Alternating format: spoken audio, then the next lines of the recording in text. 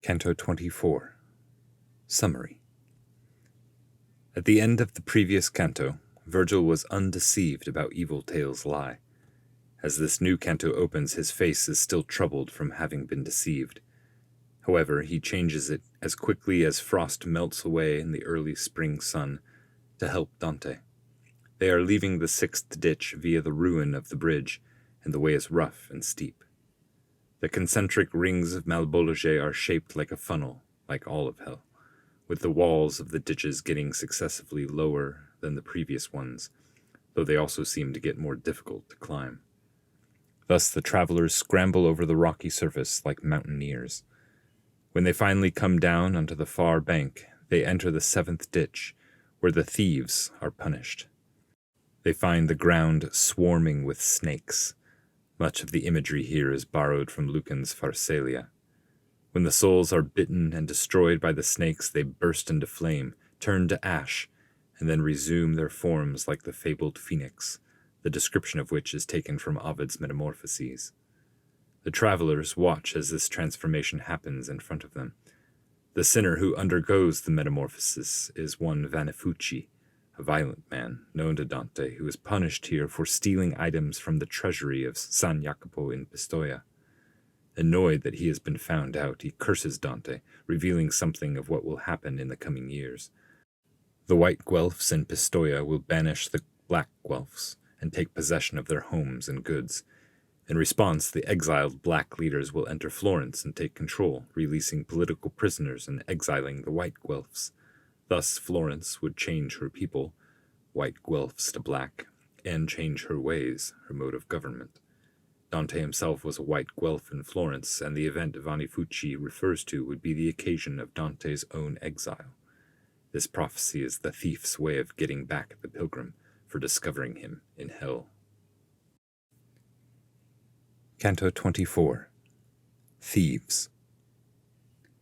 In that part of the young year when the sun tempers his rays beneath Aquarius, and night already runs through half the day, when the hoarfrost spread out over the ground mirrors the image of her white sister, though her quill keeps its sharpness but little, the peasant whose provision is lacking picks himself up, looks, and sees the wide fields whitened all over, whence he beats his thigh, returns to his house grumbling here and there like the wretch that knows not what he should do, then goes out with hope back in his basket, seeing the world has altered its countenance in such a short space of time, takes his staff, and leads forth his little lambs to pasture.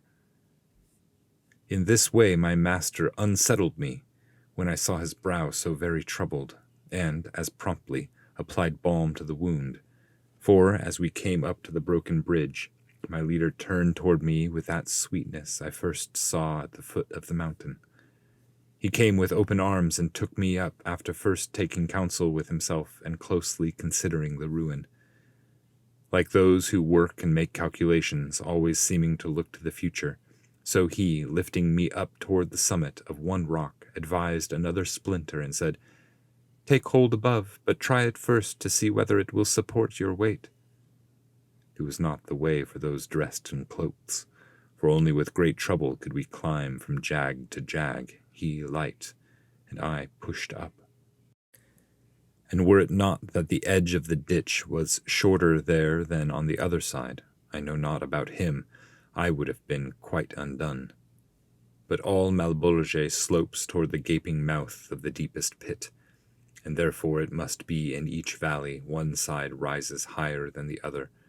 Finally, we had arrived at the point where the last rock breaks away from the bridge. My lungs were so drained of strength there above, I was unable to climb any more, but sat down the first moment we arrived. "Now must you thus make yourself free of sloth," my master said, "for by lounging in down or under quilts, none has come into fame. He who, without glory, consumes his life, leaves on the earth a vestige of himself, like smoke in the air or foam on water. Therefore rise up, overcome your panting with the soul that conquers every battle, if its heavy body does not collapse. One needs to climb up a longer ladder.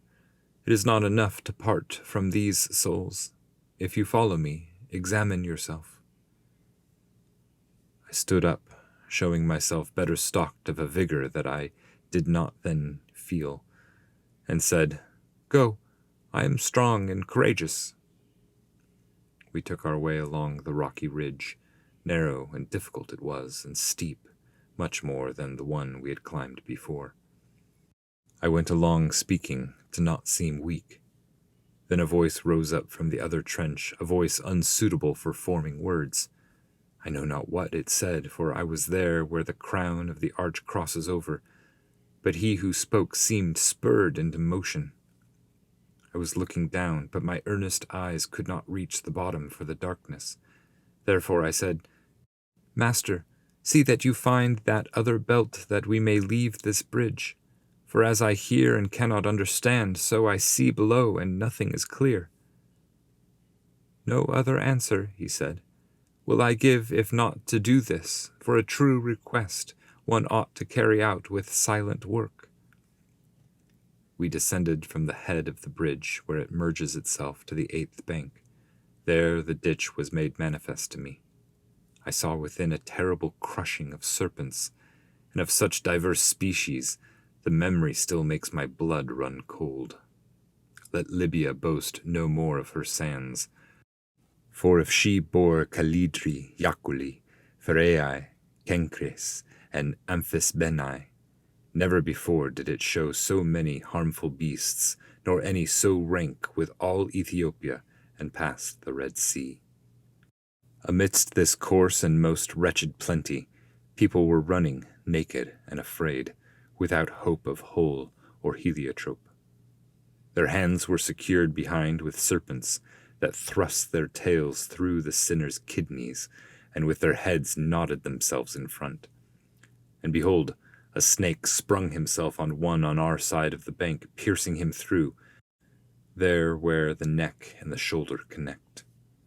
Never was O or I so swiftly scrawled as he then burst into flames and flared up, becoming altogether falling ash. After he on the ground was thus destroyed, on its own the dust collected itself and returned suddenly into the same.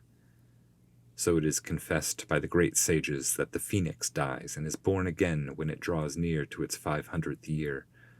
In life it feeds neither on grass nor grain, but on the tears of scent and cardamom. Nard and myrrh become its burial shroud. And as is he who falls, not knowing how, whether cast down by the force of demons or hobbled by some other obstruction, when he rises up and looks around him, disoriented by the great anguish he has suffered, and sighs while he gazes, so too was this sinner upon rising. O power of God, how severe it is that pours down such blows for a punishment. Then my leader asked of him who he was. He answered, "I reined down from Tuscany into this fierce gulch a short while ago. The bestial life pleased me, not human, mule that I was. I am Fanivucci, beast, Pistoia, worthy of me was my nest."